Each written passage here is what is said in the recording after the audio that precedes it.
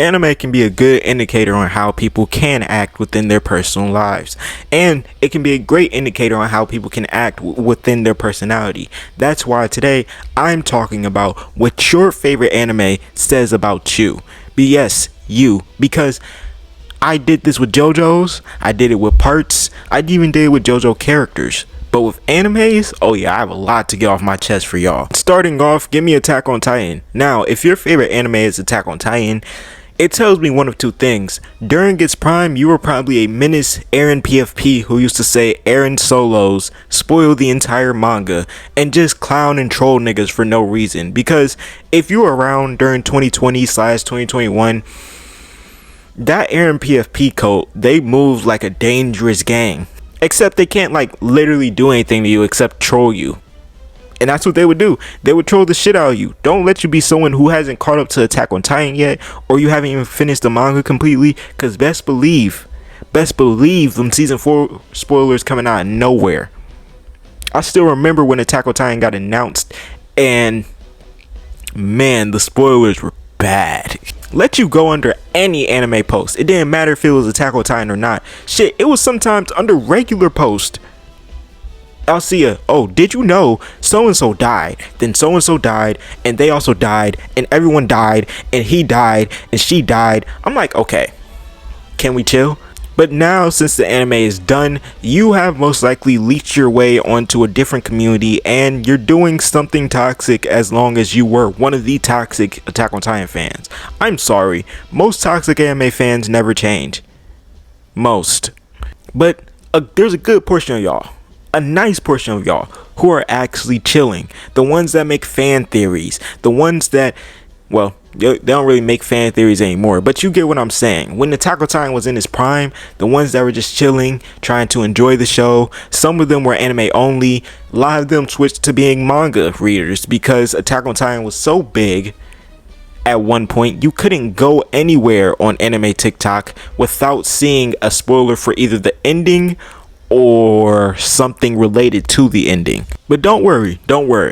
The good fans, you know, they'll enjoy the show, give some character analysis, maybe be like, oh, I actually did enjoy that ending. I'm sorry. Most of the people who didn't enjoy the ending were really toxic. Now, don't get me wrong, that's a subjective matter. Again, you can enjoy Attack on Titan no matter which way you like to, but like a lot of the people who did not enjoy the ending were wanting Eren to be a cold-hearted, cold-blooded killer. I still remember seeing pictures of like Eren Yeager sitting on a pile of bones and the rest of the world's done around him. I'm just like, why would he do that? And y'all can't even fight me on the toxic fans because y'all are these same niggas who made that dumbass Attack on Titan no Requiem. That bullshit. And that shit was ass. It was 2 packs of ass. Hear me good, nigga. I'm here to double down. That shit is a 2-pack of ass. The fuck are you talking about? That shit stinks. Oh my god, it was awful. It stunk. Oh, if I find it when I'm searching for things, for clips for this video, oh, I'm gonna put it up here because it was so fucking shit. It was literally just a cop-out where instead of Eren being a normal, regulated person, well, being a newly brain still developing adult who literally did all this because he was put in an awful position, now this man's just a cold-hearted psychopathic maniac. Up next, we got JoJo fans as a whole. Yes, as a whole. I've never done a video just talking about the average JoJo fan. And me being in the JoJo community so much and so often, oh man, this is going to be a painful one. The average die-hard favorite anime JoJo fan says multiple things. JoJo has the best fashion, which I don't necessarily disagree with, you know, just me personally. JoJo is the best and everything's a JoJo reference. Those things do get annoying after a while. Then there's also the ones who just say, oh well, the donut jokes. Like honestly, I was going to say a donut joke, but like it don't even sit right in my spirit to keep saying them bullshit ass jokes. They suck.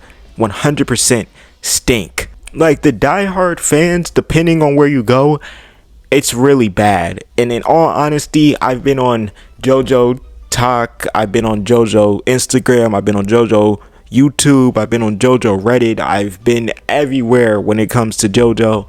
And of those 4 places, basically all of them suck. I'm not gonna lie. JoJo YouTube is decent, I guess, but the comments are still like, go in the comment section of a popular JoJo YouTuber and you're gonna see what I'm talking about. And plus, there are some people who say they're diehard fans, but they literally act like they've never read or watched the anime ever.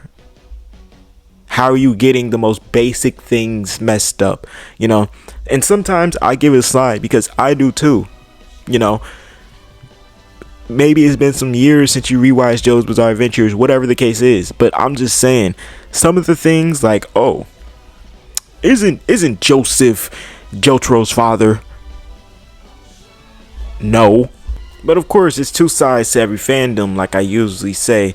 So there are cool JoJo fans. There are the ones who do edits. There are the ones who do cosplays. There are the ones who just crack jokes, usually. And there are ones who, you know, just talk about JoJo's and stuff. I'm the last 2. Really just crack JoJo jokes and talk about JoJo. That's it. I don't really do too much. Alright, to end it off, if you like One Piece, oh man, there are multiple different facets of fandom you can go down. One Piece is an excellent anime. Excellent anime. Fantastic manga. One of the best of all time. In my personal, it's like close to my top 10, just simply because I haven't gotten that far in One Piece. I can't say that. I've gotten over 500 episodes in, but like, yeah, I just have other animes I like. But One Piece is an excellent anime manga. But the fandom, oh man, you say the wrong thing, the entire fandom's ready to jump you.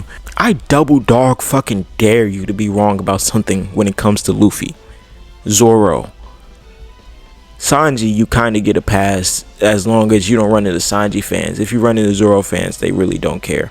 But like, the wrong thing, oh yeah, so-and-so's Yonko level. What? That's how you get your ass jumped and basically kicked out of that One Piece community. I've seen it with my own eyes. I have.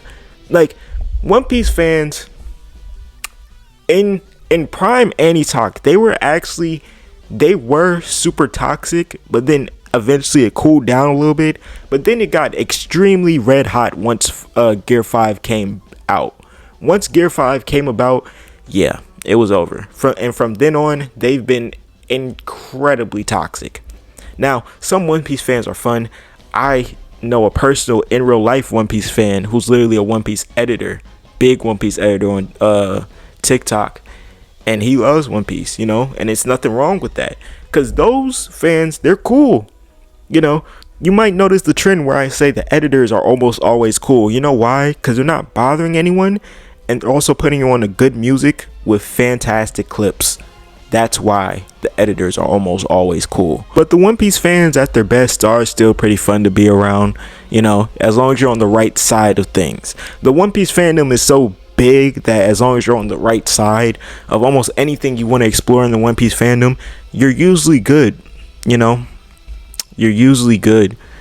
And plus, One Piece is more so about like the journey rather than catching up. At least that's how I feel. That's the part of the reason why I've never been too stressed about trying to catch up at a certain deadline or a certain point. I'm going to catch up when I catch up. And you're going to have to be okay with that. But if you enjoyed this video, make sure to like, comment, and subscribe. You know, we're on the road to 5K, so anything helps. And until next time, peace.